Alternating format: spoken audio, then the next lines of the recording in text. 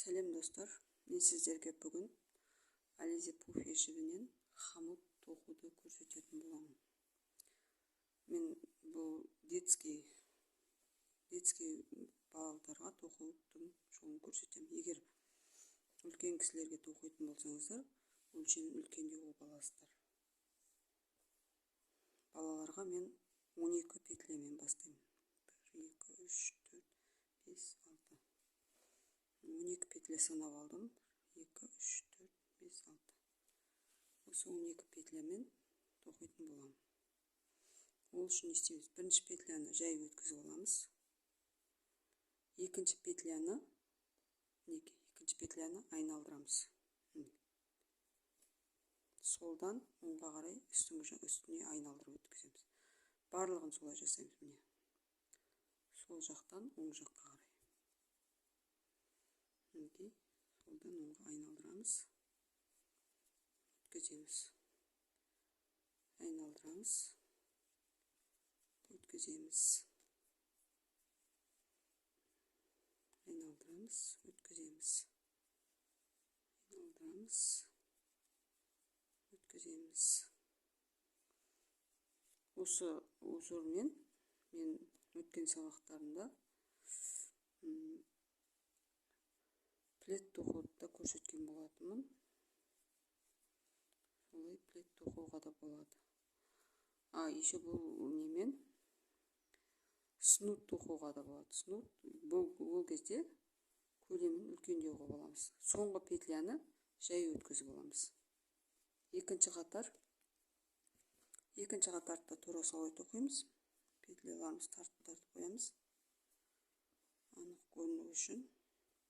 Екінші қатар бірінші петляны жай өткізіп аламыз. Бұл не үшін десеңіздер, шетінде мінекей айналмай әдемі болып көрінеді, егер шетін осылай тоқысаңыздар. Келесі петляны тура жаңа бірінші қатардағыдай солдан оңға қарап айналдырамыз. Мінекей.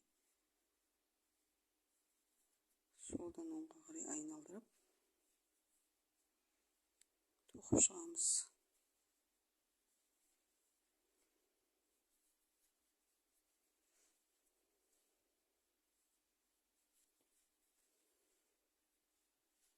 Сіздерге көрініп отыр деп ойлаймын. Тым қиындығы жоқ, оңай. Крючоксыз қолмен жарты сағатта тоқып бітіруге болады.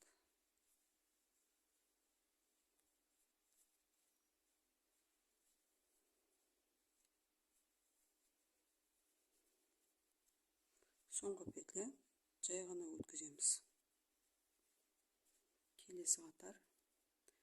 Келесі қатарда тура солай. Бірінші жай ғана өткіземіз. Екінші қатар солдан оңға қарай айналдырамыз. Арасында петля қалып кетпеуін қадағалаңыздар. Айналдырамыз. Өткіземіз. Айналдырамыз.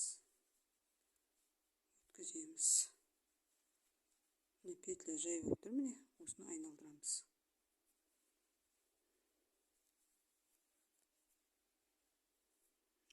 Айналдырып өткіземіз.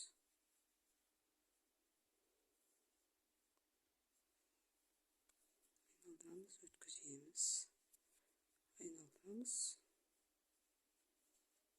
Өткіземіз.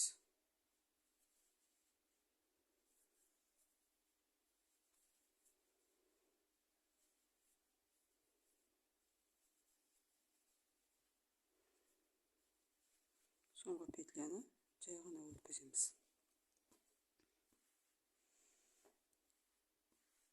Міне байқасаңыздар, әдемі өрнек болып шығып жатыр.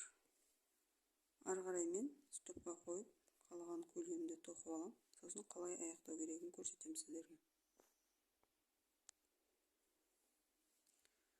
Мінекей мен аяқтадым. Қалған көлемінде тоқып алдым. Енді бұны аяқтау үшін теріс айналдырып, екі жақ шетін біріктіреміз. Ол үшін не істейміз?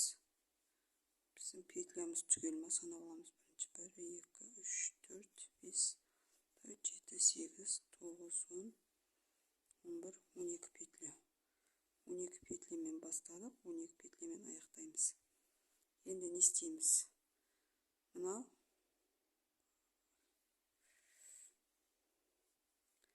бірінші қатармен соңғы қатарды, соңғы петляларды біріктіреміз. Әр петляның ішінен былай өткізіп аламыз. Теріс жақ бетінен. Мінекей. Өзі петлялар белгілі болып тұрады. Тесік-тесік болып, сол петлялардың арасынан петляларды кезек-кезек өткізіп шығамыз. Мінекей, қараңыз. Қараңыз, петля өзі белгілі. Осы петляның арасынан өткізіп шығамыз. Мінекей.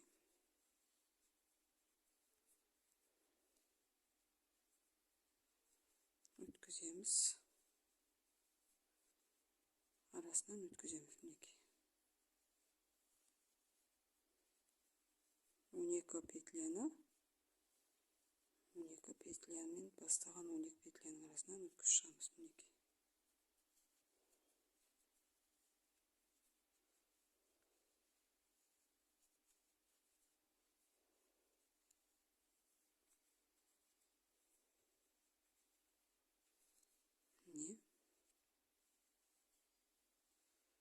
Соңғы 2 петля қалды. Мінекей.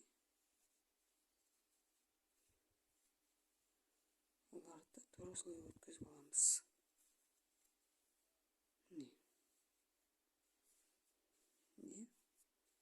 12 петляның бәрін өткіздік. Енді қалай біріктіреміз? Соңғы петляның,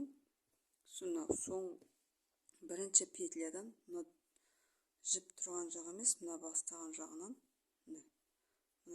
бірінші петлядан екінші петляны өткізіп аламыз. Мінекей. Екінші петляны өткіздік, енді осыдан үшінші петляны өткіземіз. Ары қарай 4-ші петляны, 5-ші петля, 6-ші петля, осылай соңына дейін өткізіп шығамыз.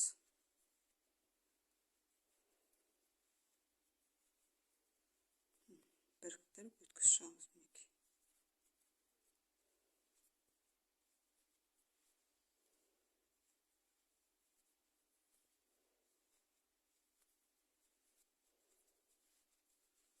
Соңында мына жіпті қырқып алып,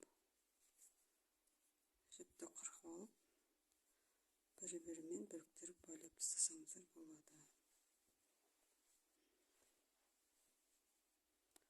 Петля қалып кетті. Мына жерде қараңыз, міне. Петля қалып кетіп төменде.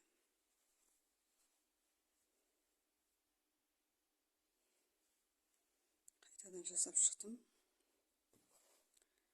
Мінекей, осылай аяқтайсыздар. Міне, біріктірген жер білінбей қалады. Міне, қарасаңыздар.